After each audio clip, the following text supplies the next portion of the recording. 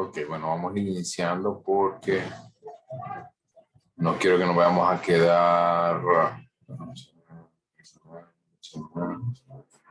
Ok, perfecto. Gracias, David. Me imaginé por ahí, los que todavía no han encendido cámara también vayan encendiéndola, porque me imagino, y por eso estaba diciendo, quiero iniciar lo más pronto posible para no quedarnos a oscuras.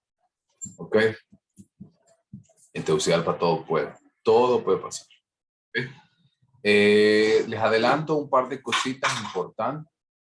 Les cuento que ya estoy negativo, gracias a Dios. Hoy me fui a hacer la prueba, ya tranquilo, sin problemas. Por ahí una tosecita medio molesta, pero después de eso, nada más. Así que siempre, ¿verdad? Como teníamos programado el día miércoles, ¿verdad? Nuestro examen, siempre vamos a hacer de la misma manera. Si se han percatado, estamos una semana más o menos de fase, porque el examen lo íbamos a sostener el 15, ¿recuerdan? Estamos más o menos a una semana de fase, que vamos a ver si la logramos compensar ya sea la siguiente semana o esta semana. ¿Ok?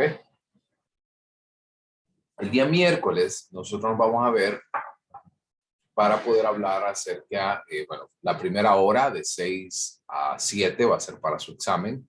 El examen no toma las 2 horas. ¿Okay? Es un examen, no es tan profundo, además que solo tiene un valor de 10 puntos.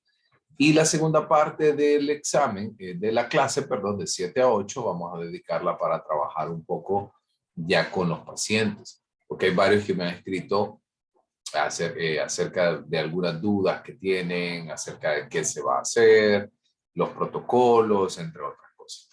Así que ese día vamos a resolver dudas sobre toda esta situación, presentarles los documentos que ustedes deben de subir a la plataforma para poder aprobarlos, la entrevista, entre otras cosas. Y si queda tiempo, vamos a empezar a ver un poco acerca de las pruebas.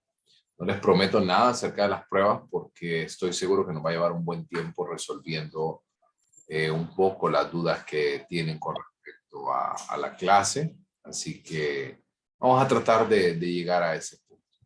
¿Ok? Por ahí me preguntaron, me hicieron algunas preguntas al correo electrónico, si era en dúo, parejas o en tríos. Es individual. Individual y individual. Sé que en otras ocasiones lo han visto en pareja o hasta en tríos. Yo cuando fui estudiante también lo hice en tríos, así que entiendo a los profesores porque realmente esa es una medida didáctica, pero yo que todavía tengo un poco de energía, me ajusta todavía para revisar veintitantos informes, veintitantas aplicaciones, lo vamos a hacer individual. Ya de aquí, digo yo, me dice mi esposa que ya cuando me vuelva ya más viejo, ya puedo, ya ahí ya voy a empezar a ponerlos en tríos, en grupos de 5 y vean, no les pongo un solo caso a toda la clase. Entonces, vamos a empezar a trabajar eso para ir resolviendo algunas dudas, ¿ok? Para el día miércoles. Ok, también lo otro que les iba a decir, para el día miércoles, que nosotros nos veamos, recuerden, ¿verdad? Por ahí ya han empezado a colocar algunas de las medidas, ¿sí? Ya todos descargaron su código, su forma 03 con código QR, ¿no, verdad? Si no lo han hecho, les voy a compartir al correo electrónico, porque por aquí vi esa imagen, yo la descargué y se la voy a compartir, que ahora va a haber instrucciones muy específicas con este tema, porque la universidad, pues obviamente en vista de las situaciones que han pasado en las últimas semanas, pues decidió redoblar un poco la, la seguridad. Incluso esta semana, creo que el día miércoles, entra en vigencia la nueva empresa de seguridad que va a trabajar, ya no va a ser la que ha estado trabajando desde hace tiempo. Yo voy a enviar la comunicación al correo electrónico. Asegúrense, porque creo que, si no me equivoco, hasta el 1 de julio o 2 de julio que van a permitir el ingreso sin esa forma 03 que tiene un código QR. También porque creo que hay algunos, no está tan homogéneo el tema de que hay algunos que sí tienen carnet, otros que no tienen. Entonces, asegúrense de tener esa forma 03 con código QR. Lo otro también, traten de, sé que van, levanten la manito, ¿quiénes están yendo todos los días? ¿Nadie? ¿Está yendo todos los días? Súper. Entonces, si no están yendo todos los días, traten de irse lo más identificados posibles. Lo otro también, si tiene carnet, use su carnet. Lo otro también como recomendación general, ¿verdad? Sé que no debería dar esta recomendación general porque lo ideal es que no nos llegaran a saltar, pero estamos en Honduras. Eh, Muevas en grupos, siempre manténgase dentro de un espacio visible, entre otras cosas. ¿Okay? Así que eso para que vayan tomando estas precauciones para el día miércoles. ¿Ok? Hoy la sesión no va a ser tan extensa porque ya casi estamos por terminar. Si no me equivoco, estamos...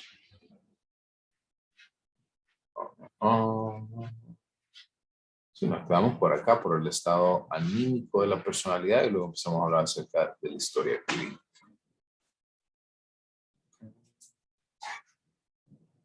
Perfecto. Okay.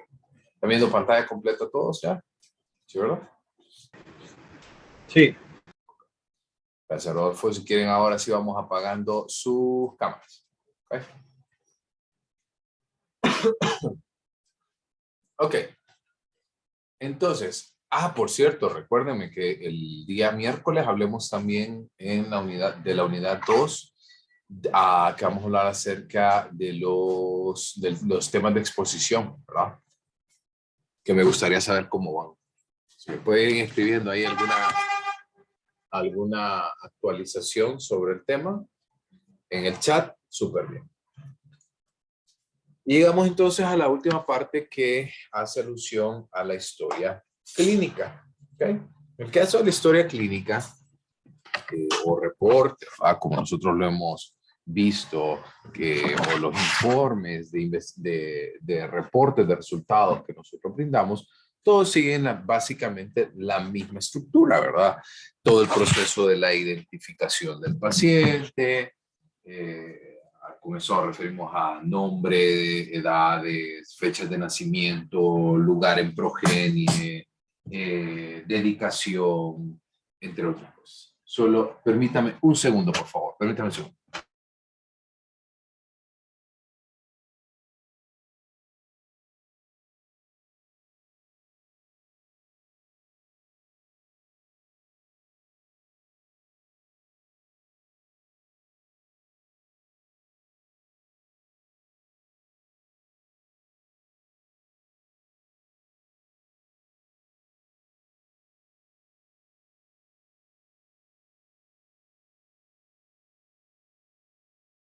Lick, no se le escucha.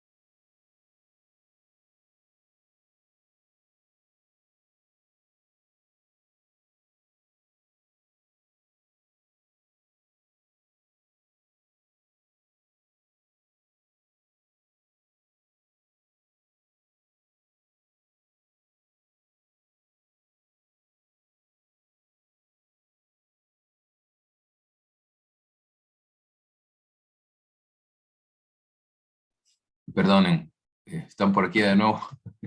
Ahorita una falla técnica. Uy, ahora sí. Ok. Desde sí entonces, hablando de la identificación del paciente, muchas veces se pierde de vista. ¿Me escuchan? ¿Sí? Sí, Lick, se le escucha. Ok, gracias. Entonces, hablando de la identificación del paciente, en muchas ocasiones ocurre que a veces perdemos de vista qué es lo realmente importante dentro de esta conversación cuando nosotros hablamos de la identificación del paciente. Y de nuevo, como les digo, es completamente entendible porque ustedes vienen de una normativa, ¿verdad? En la cual ¿cuáles eran algunos de las preguntas que se hacían en medición 1 y 2 o en psicodiagnóstico 1 y 2, por ejemplo, para identificar al paciente? Que ahora no lo tendríamos en psicodiagnóstico 2 ni en medición 3 y 4.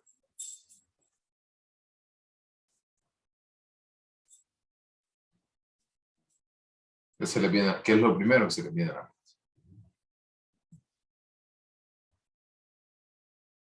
Lick, ¿puede repetir la pregunta? Soy yo, pero casi no se escucha bien. A ver, Rodolfo, pero sí sí me escuchó bien, pero Sí, no, sí, la escuché. no se entendió Creo que bien. no comprendí la pregunta. Ah, ok.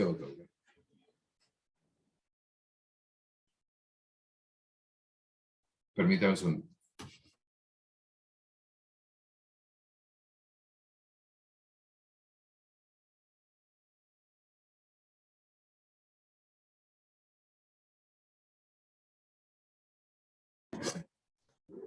Perdonen, les decía, ¿qué es esa pregunta que nosotros hacíamos en medición 1 y 2 con respecto a la identificación del paciente, que ahora en medición 3 y 4, psicodiagnóstico 2, ya no la haríamos, por ejemplo?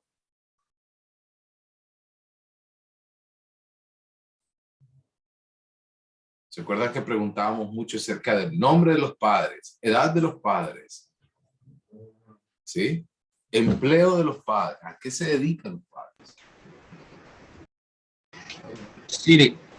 Pero, Lick, de hecho, yo en medición 4 lo hice también.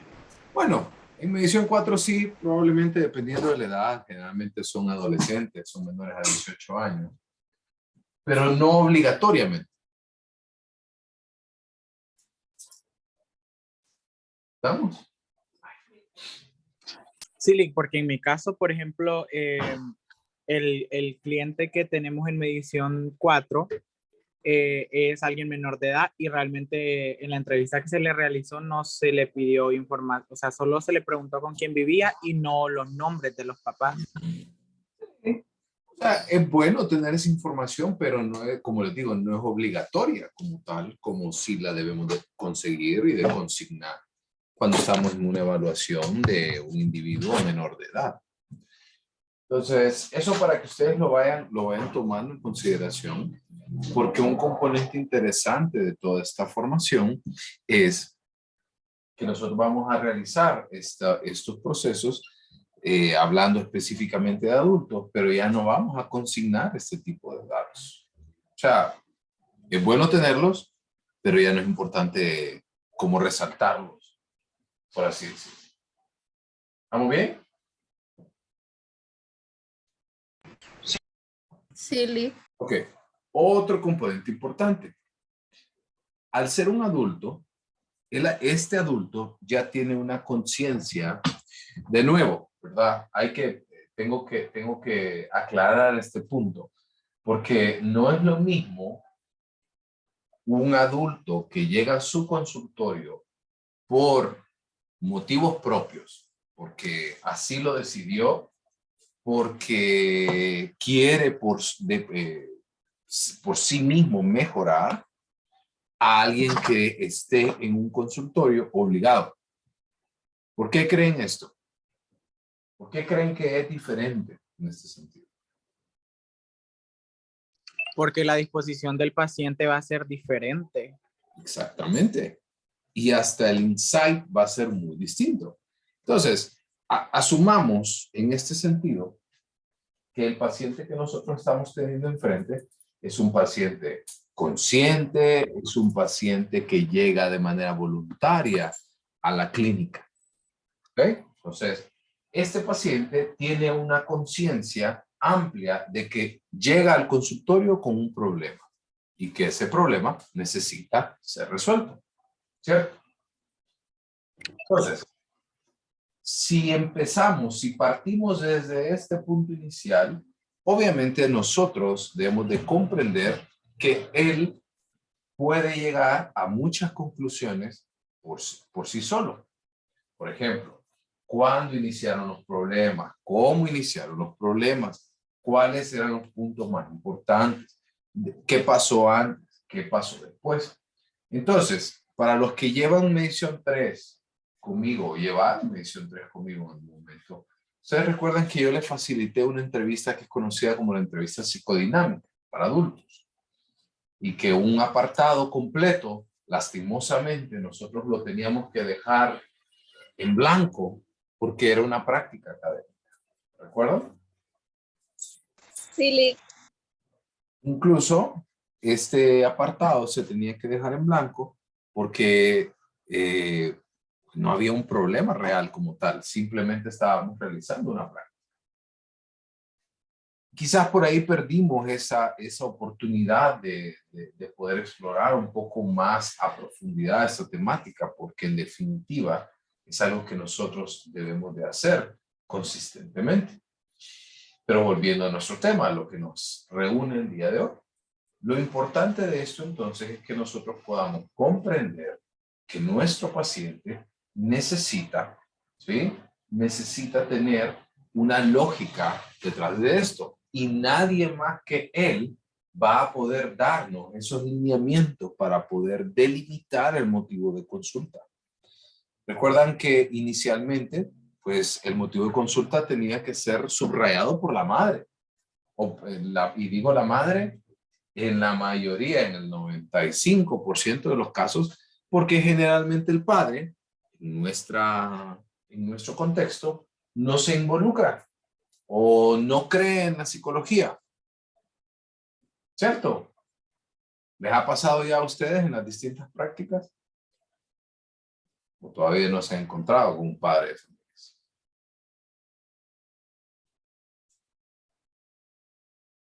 Así que el motivo de consulta entonces tiene que ser subrayado por nuestro paciente. Nuestro paciente, él es adulto, él ya conoce su situación de manera personal y de manera amplia. Y pasamos entonces a delimitar la enfermedad, algo importante. Cuando hablo aquí de enfermedad actual, recordemos que el contexto en el que se da cuando hablamos de enfermedad, porque el autor de este libro habla de manera clínica. Entonces, clínica involucra la parte médica también. Entonces, por eso vamos a ver que para este caso, él habla de enfermedad. Pero la enfermedad actual es lo que nosotros vemos como, ¿verdad? Como este motivo de consulta. Y el motivo de consulta, pues obviamente, va a estar muy asociado con la manera en que se han desarrollado los distintos problemas. Y a eso nos referimos. Y el punto 4 es que hablemos acerca de los antecedentes. Y aquí hablamos de los antecedentes en general. Hablamos de antecedentes familiares, hablamos de antecedentes evolutivos, antecedentes personales, laborales, relacionales, que quizás el paciente que nosotros estamos recibiendo en nuestro consultorio es un paciente de una edad, un adulto joven, digamos, un adulto que quizás ya ha tenido distintas parejas o puede llegar a tener hijos también. Por ende, pues es una persona con una edad considerablemente avanzada para lo que nosotros estamos acostumbrados en la clínica con niños.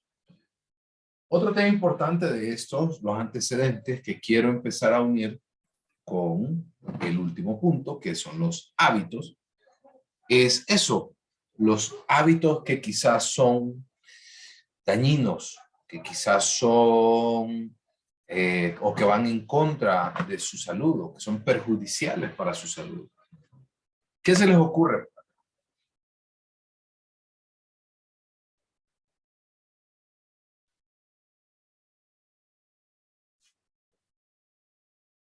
No dormir tal vez adecuadamente, malos hábitos alimenticios, el consumo de sustancias nocivas. Exactamente. Y aquí también nosotros podemos aprender a detectar patrones, ¿ok? Patrones de comportamiento. Estos patrones que el individuo entonces va a repetir una y otra y otra y otra vez.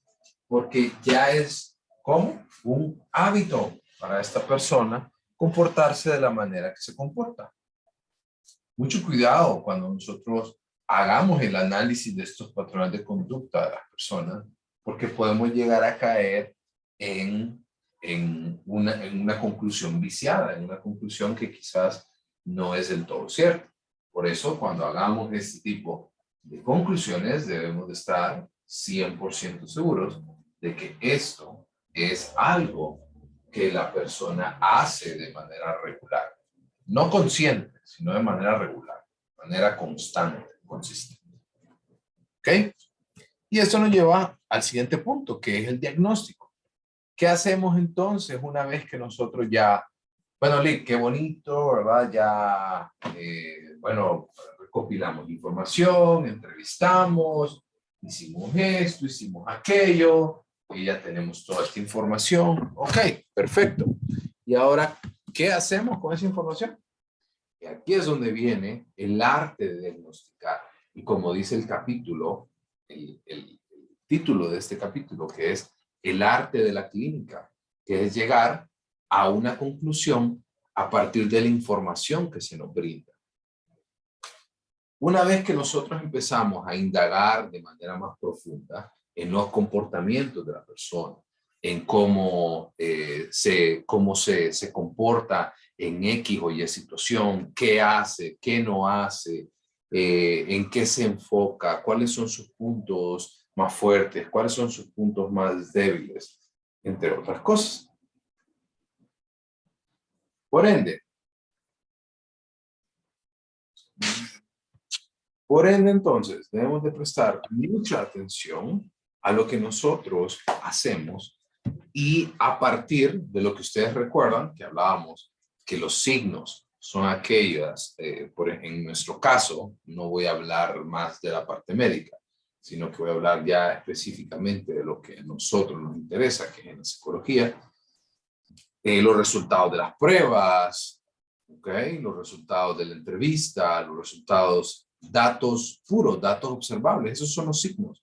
Y los síntomas son aquellos que nosotros podemos ir obteniendo a través de las distintas evaluaciones, observaciones conductuales, nuestro ojo clínico, qué nos dice, qué nos comunica, qué información nosotros podemos obtener a través de distintos canales, entre otras cosas. Y esos son los síntomas. Por ende, algo importante que debemos entender es que una vez que nosotros tenemos toda esta información, es como cuando usted tiene un rompecabezas y empieza a unir las piezas, una a una, hasta que llega a una conclusión y usted ve el panorama completo y hasta ese momento es capaz de llegar a dar conclusiones. ¿Se entiende? ¿Estamos bien hasta acá? Sí, Sí. Súper. Y algo importante, esa colita del concepto que nosotros estamos observando, que habla de que es dentro de un contexto y dentro de un tiempo. Aquí nos referimos a que porque usted se le hace un diagnóstico en el 2020, quiere decir que ese diagnóstico usted lo va a acarrear hasta el 2050 o hasta la muerte. Hay varias posturas en este sentido, porque hay algunos autores que hablan de que hay algunas personas que se les ha diagnosticado X o Y que dicen que ese diagnóstico X o Y va a mantenerse durante toda su vida. Lo único que cambia es que el paciente va a estar en remisión. Eso quiere decir que está como en un estado latente, ¿ok? Como un estado que no se ha desarrollado, pero que puede desarrollarse en cualquier momento. Esa es una postura, y otra postura también es que, como tal, el diagnóstico se puede superar y se puede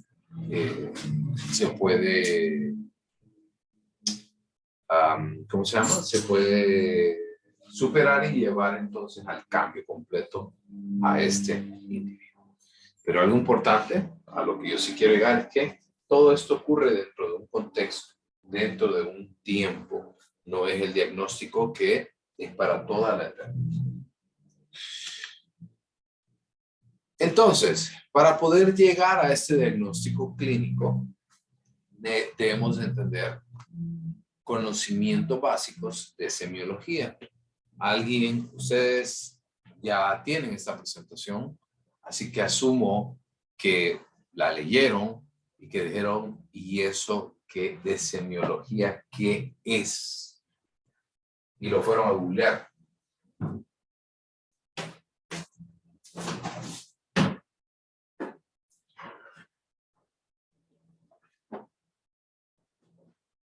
Asumo bien.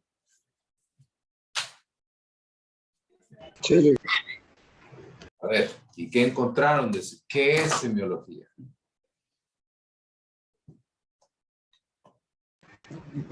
Bueno, lo que yo encontré hablaba de que es parte de la medicina que estudia los signos. ¿Qué más? ¿Otro concepto? ¿Alguien más que haya encontrado otro concepto?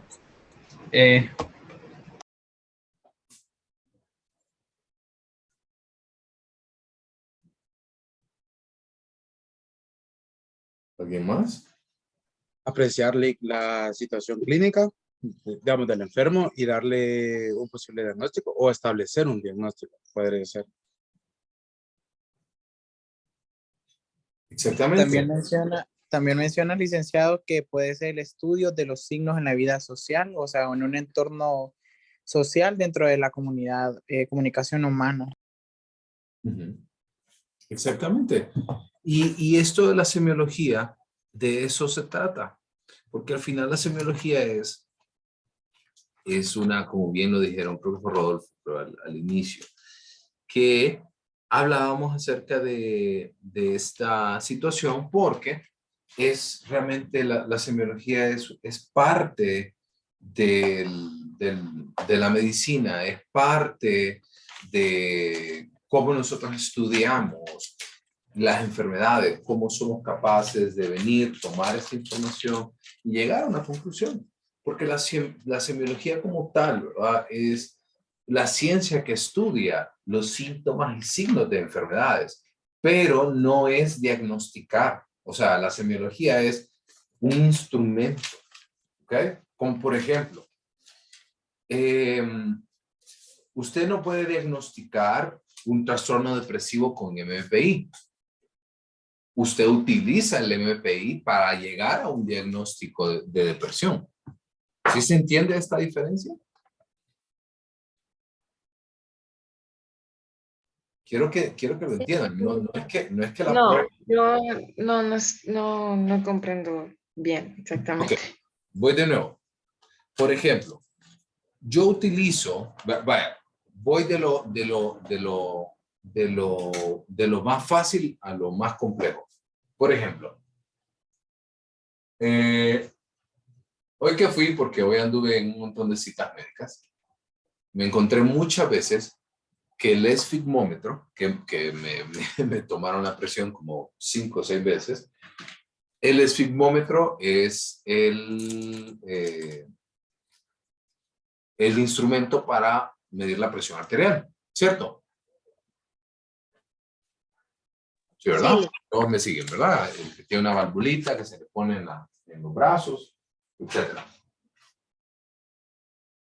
Pero el esfigmómetro no puede diagnosticar que yo tengo presión alta. ¿Quién lo hace? En este caso sería el doctor que sabe en qué porcentaje está alta o en qué porcentaje está baja. Exactamente, porque el esfigmómetro me da valores. ¿Me da qué? Signos. ¿Cierto? Sí, Luis. Correcto. Ahora pasémoslo a la psicología. El MPI me puede diagnosticar depresión. Ahora, con este ejemplo que les acabo de poner. No le da valores. Exactamente. Pero es a partir de esta información, ¿ok?, que yo puedo llegar a ese tipo de conclusiones. No al revés. No es que, porque muchas veces el profesional comete el error de darle demasiado valor a una prueba y pierden de vista, ¿ok?, que la prueba es un instrumento, no es un fin, un medio. Por ejemplo, ¿por qué razones se les puede subir la presión arterial, por ejemplo? Hablando del esfigmómetro. ¿Por qué se les puede subir la presión? Estrés, que esté elevada la glucosa, Glucosa. hipoalimentación también, Ujú. colesterol elevado. Hizo ejercicio, por ejemplo, se subió la presión, ¿cierto? O por ejemplo, se tomó una taza de café antes de que le hicieran el examen, eso le elevó la presión arterial. Y ahí es donde viene el arte del médico para determinar y decir, ok, bueno, ahorita este resultado que me está dando es un resultado alterado, no lo puedo utilizar. Por ende, mejor espero un ratito y lo vuelvo a hacer más adelante. A ver si ya los resultados aquí aparecen un poquito más estables. Y ¡pum! Aparecen más estables. ¿Sí se entiende hasta acá? ¿Vamos bien? Sí, Ok. ¿Y qué pretendemos entonces obtener con toda esta información? Lo que pretendemos obtener entonces es las manifestaciones de la enfermedad. Cuando el paciente, el doctor, volviendo al ejemplo de nuestro paciente, ¿verdad? En términos médicos, cuando nuestro paciente llega al consultorio, entonces ocurre que el médico empieza paso a paso, explorando, toma signos, toma presión arterial, toma esto, toma aquello, y hasta el final llega a la conclusión. Vaya, por ejemplo, le voy a poner mi ejemplo, lo que ha pasado en mi caso. Yo estuve, el último mes estaba un poco enfermo en términos de infecciones. Entonces he estado con mucho tratamiento de antibiótico. Cuando yo empiezo a notar la semana pasada un dolor de garganta, pues para mí mi cabeza me decía de que probablemente era una infección. Así que fui al laboratorio, no tomé antibiótico de una vez, ¿verdad? Por favor, para los que hacen eso y arrasan con su flora intestinal, no tome antibiótico como que si fueran Tic Tacs, ¿verdad? Como que si fueran Trident, no. Tengan cuidado con los antibióticos. Fui al médico, me evaluó, me revisó, me dijo, no, todos tus exámenes están bien, probablemente sea algo viral, porque usualmente yo me enfermo muy seguido de la garganta. Uno, por mi trabajo, ¿verdad? Porque hablo mucho, como ustedes podrán notarlo. Y dos, también porque estoy expuesto, por ejemplo, a cambios de clima constantemente. Aire acondicionado, luego calor, luego frío, etc. Así que, para el doctor, pues aparentemente era algo viral, o de repente algo ya más asociado con, específicamente con mi forma de trabajo. Sin embargo, ven, hasta no llegar hasta el último punto y no ser exhaustivo, no se hubiera llegado a la conclusión, que era la conclusión de que tenía COVID como tal. ¿Ok? Por eso, me voy a adelantar esa parte. El diagnóstico va a describir tres aspectos importantes en este sentido, que es el contexto, la circunstancia y lo que significa. O sea, los síntomas, los signos, se van a entender a través de un contexto, en una circunstancia, y algo importante que debemos de entender es que porque nosotros casi siempre cuando venimos y hablamos de diagnóstico, generalmente pensamos en patologías. ¿Cierto? Pensamos generalmente en... Usted, vaya, por ejemplo, yo le hago la pregunta. Cuando usted se le hace, cuando yo vengo y hablo de diagnóstico psicológico, ¿qué es lo primero que se le viene a la mente?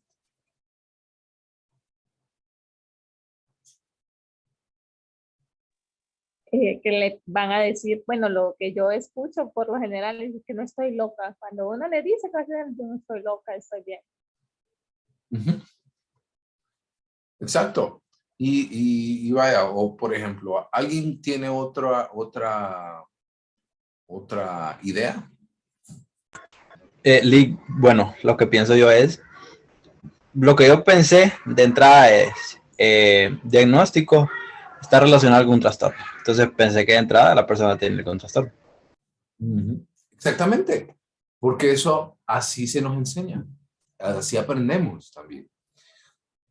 Pero entendamos algo, nosotros podemos llevar un diagnóstico, pero no todos los diagnósticos son necesariamente patológicos, no necesariamente son diagnósticos de tipo clínico. Muchas veces podemos hacer alusión a etapas, por ejemplo, o ajustes, por ejemplo, que una persona está pasando por una pérdida de su trabajo, por ejemplo. Perdió su trabajo y por ende ahora está en búsqueda de uno nuevo, entra en un poco de desesperación y por eso busca el psicólogo porque ha llegado con muchos malestares estomacales. El médico le dijo de que no, que vaya al psicólogo porque eso es una enfermedad psicosomática. Probablemente sea un trastorno de estrés agudo, probablemente. Pero probablemente es una persona tratando de ajustarse a una vida sin ese trabajo. O pensemos, por ejemplo, en los duelos. Creo que todos hemos pasado por duelos acá. ¿Cómo es tener que adaptarse a la nueva vida sin esa persona? Y por cierto, hablando de duelos, los duelos no se superan. Si hay algo que yo quiero que ustedes se quiten como profesionales de la psicología, los duelos no se superan, porque no hay nada que superar. ¿Okay? Ese discurso es un discurso, o en primer lugar, viejísimo, y en segundo lugar, muy fuera de lo cierto. Nosotros aprendemos a vivir sin las personas. ¿Okay? Cuando nosotros somos capaces de integrar a nuestra vida el hecho de que esta persona ya no esté con nosotros, eso es la integración del duelo, no la superación del duelo. Ese es un tema bien interesante, muchachos, que me encantaría hablar de duelo, pero ¿saben qué? Lastimosamente el pensum de la carrera no habla de duelo. ¿O quién les ha hablado de duelo hasta este punto? No, Lick, la verdad que no. Bueno, en mi caso, licenciado, cuando llevé las clases sociales, era como bastante el pico de la pandemia, fue cuando se comenzó precisamente a hablar de eso, incluso en los proyectos que hubo con la licenciada Carol, se habló bastante de eso, se dan bastante webinars por lo mismo, porque varias gente estaba teniendo como que pérdidas y en mi caso sí lo hicieron. Y qué bueno, súper bien. Y la verdad que eso es lo importante. Eso es lo importante de que nosotros entendamos de que el duelo es algo que nosotros debemos de incorporar, debemos de aprender que la vida cómo aprender a vivir la vida sin esta persona. ¿Ok? Y con eso casi estamos llegando al final. ¿Ok? Porque, como les decía, el diagnóstico no solamente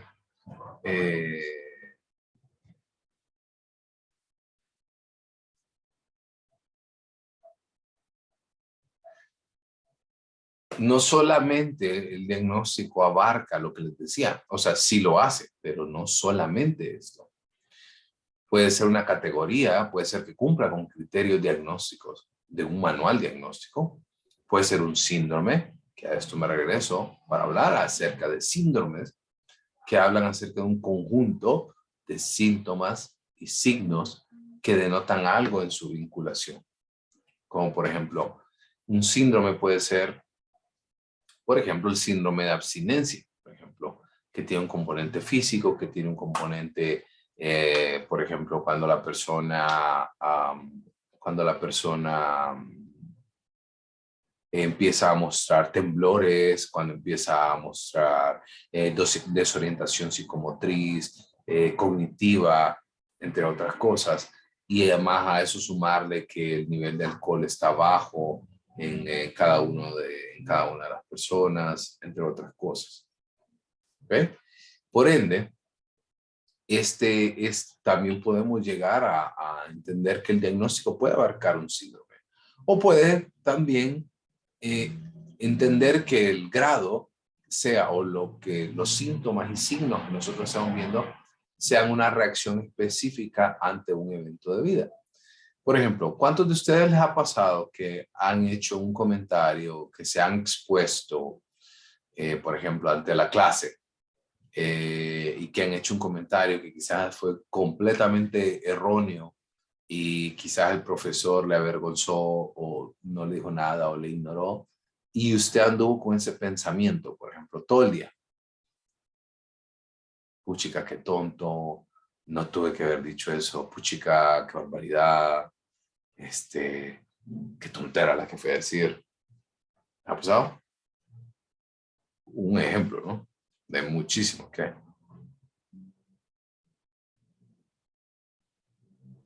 Sí, Lick.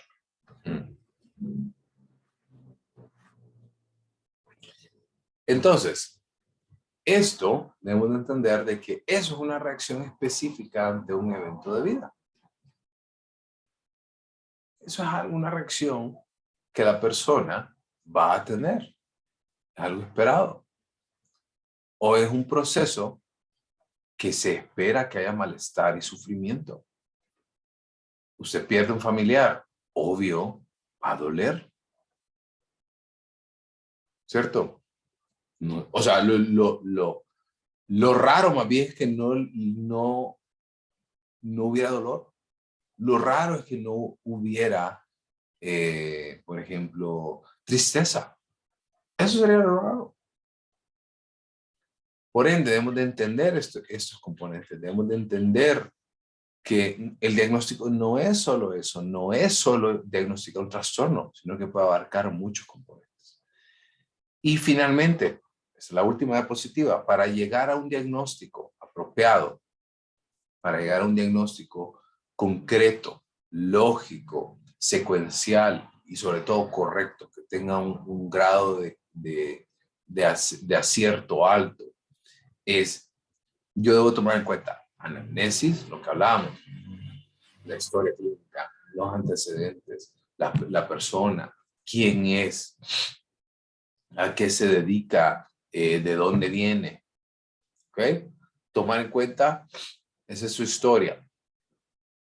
Luego tomo en cuenta su presente, el examen físico, el examen mental, la aplicación de pruebas psicológicas. Y aparte de eso, interpreto la situación por la que está viviendo. Soy capaz de armar o de tomar todas las piezas y lograr armar esta idea.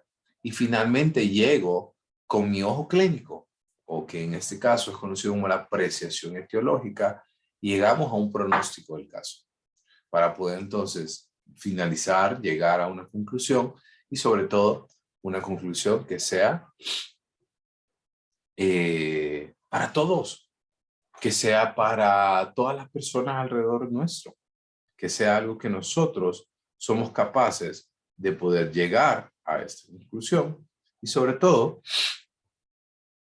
llegar a una conclusión correcta, apropiada. ¿Estamos bien? Y con eso entonces cerramos la unidad 1. Ahora cerramos el tema y también cerramos la unidad número 1. Y les pido que vayamos entonces encendiendo sus cámaras para ir finalizando la clase del día de hoy. Digo una consulta. Dígame. ¿La clase la va a subir hoy o la va a hacer mañana? Creo que hoy, son las 7. Tuve problemas, una parte se desconectó y no lo escuchaba. Ok. Listo, gracias. A la orden. ¿Alguien más? ¿Dudas, preguntas, consultas?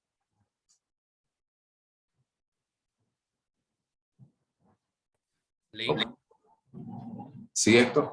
esta presentación abarca hasta el capítulo 5, ¿verdad? ¿O hasta cuál? No, creo que esta presentación solo es el 7. Capítulo 7 de Escobedo. Ah, ok. Y el examen viene hasta ese capítulo, ¿verdad? Sí. ¿Qué viene? Viene capítulo de los que ustedes hicieron los trabajos, ¿verdad? Que era, ¿qué consta, verdad? Vean el panorama general. O sea, si ustedes se fijaron, la guía fue una guía extensa. ¿Ok? Entonces, yo no voy a venir y repetir preguntas de la guía porque ya usted lo sabe, por lo menos ya lo leyó una vez, y al obligarlos a hacerlo a mano, ya lo leyó. Entonces, quiero que ustedes entiendan más desde un panorama general acerca del psicodiagnóstico. ¿Ok? No va a ser tanto como de enumeración, quizás, sino van a ser preguntas más abiertas en este sentido, de que usted entiende el proceso del diagnóstico. Quizás sí, van a haber algunas, sí, preguntas muy puntuales, lógicas, ¿no? Pero es más abierto este examen. El otro examen también va a ser igual. ¿Ok? Porque a eso nos enfrentamos. No es una clase de venir, agarrar el cuaderno y garrotear. Así como en teorías, como en psicoficio, por ejemplo, que es lo que es. Aquí no, aquí es un poco más a fondo a lo que nosotros queremos llegar. ¿Okay? Entonces, ¿qué es lo que viene en los capítulos que vimos? Creo que es capítulo 1 y 2 de McKinnon, y el 7. En el caso del capítulo 5, lo vamos a ver la segunda unidad, 5 de McKinnon, que es el que hablamos de la entrevista. ¿Ok? Ese lo vemos en la segunda unidad. Si mal no recuerdo, déjenme revisar nada más rápidamente.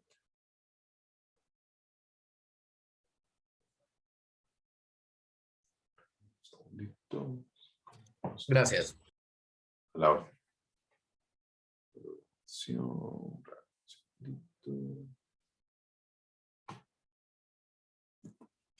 Ligo, una consulta. Usted menciona que prácticamente son de los trabajos, ¿verdad? De lo que hemos hecho. Si mal no recuerdo, son del libro de Fernández Ballesteros, el capítulo 1 y 2. Sí, perdón, les dije McKinnon. Sí. Bueno. Y sí, el capítulo 5 menciona la entrevista, que creo que también vendría, que es en Fernández Ballesteros. Sí, yo estaba pensando, Dios mío, ahora ya estudié aquellos capítulos y ahora tengo que estudiar estos. No, perdón. Aquí se los muestro. Perdón. Esos 3 trabajos que ustedes entregaron ahorita Esos son los que nosotros vamos a ver ahorita para el examen, porque básicamente eso es lo que nosotros vimos. Solo el capítulo 5. El capítulo 5 lo vamos a dejar para la siguiente unidad. ¿Ok? Entran estos dos. ¿Ok? Y lo que hemos hablado en clase, ¿no? O sea, aquí el único capítulo que no está nombrado acá es el capítulo número 7 del libro de Psicología Clínica de Pedro Sánchez Escobedo, que es el que acabo de ver. ¿Estamos? Ok. Lo otro, regálame un segundo. ¿Dónde nosotros nos vamos a ver? Porque si no me equivoco, nuestra clase está en un lugar que se llama cubículo 10, creo.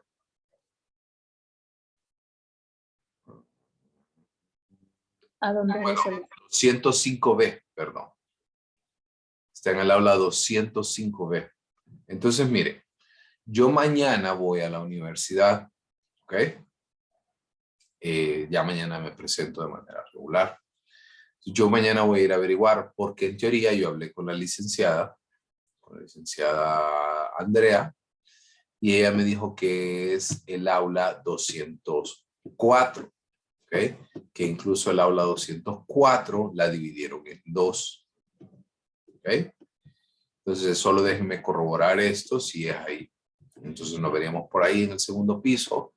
Lleguen temprano, porque a veces no hay sillas, así que le va a tocar de repente ir a buscar una. Entonces lleguen temprano, lleguen a tiempo para poder organizarnos y sacar el máximo provecho de esta sesión presencial. ¿Okay? Bueno. Si Lick, no, una cosita. Rodolfo. Bueno, yo estaba pensando en referente a lo del carnet. ¿Usted va a pedir el carnet de vacunas? No.